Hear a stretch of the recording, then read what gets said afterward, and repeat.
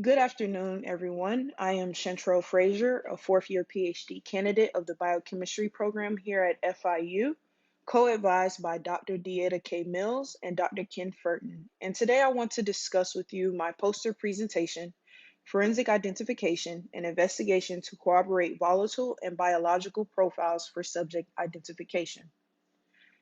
Biometrics, such as fingerprints, DNA, and biological fluids, are often utilized to identify a suspect or victim of a crime. Although, too often, these biometrics are degraded or non-existent at a crime scene.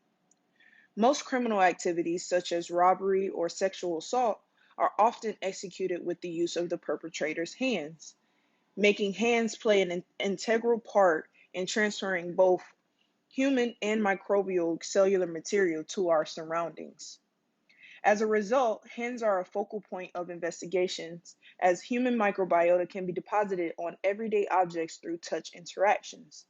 At each interaction, there is a trace amount of our individual microbiome left behind, as explained by Lockert's exchange principle. The problem faced within the forensic community is the capability and the sensitivity to analyze these trace samples, making it difficult to perform downstream forensic analyses.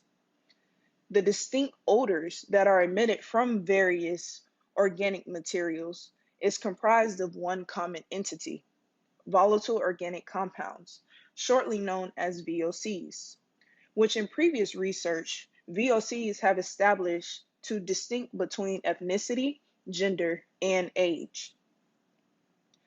The odor cloud that surrounds us each individually is comprised of these VOCs. Human odor can be separated into primary, secondary, and tertiary categories in which bacteria contributes to all three. And therefore, with 9 variable regions that can be targeted, the 1500 base pair 16S rDNA gene is used to identify bacterial species. Skin microbiota and VOCs are intrinsically linked due to microbes transforming non-volatile organic compounds to volatile organic compounds, initiating a biometric that can be targeted for forensic identification. Therefore, my research focuses on using trace samples left behind um, due to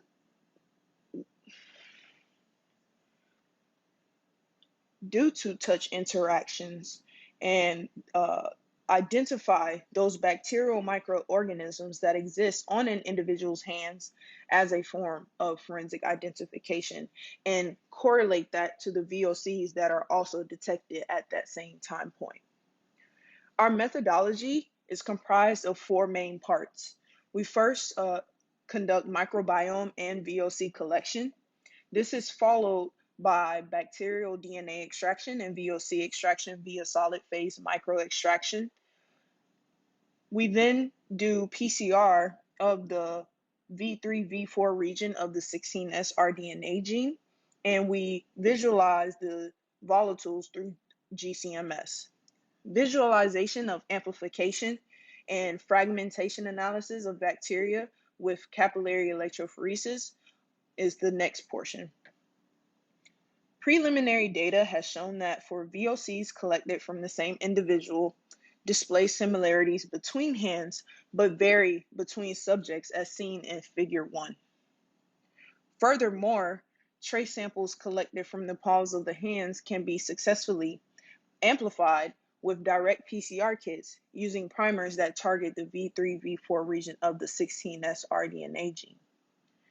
We also see with the principal component analysis results, the principal component analysis result groups hand samples of the same individual together, but they differentiate between subjects.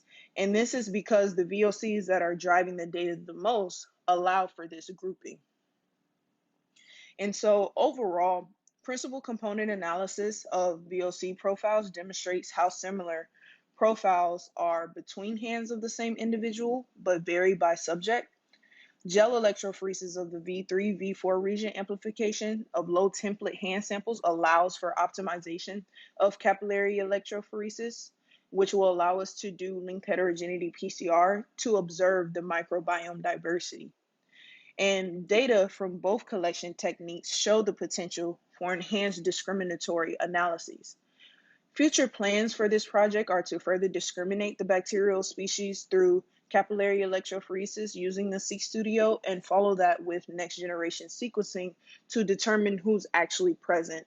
Often with the linked heterogeneity, we will have species that line up with the same base pair length, not allowing to actually discriminate between the two.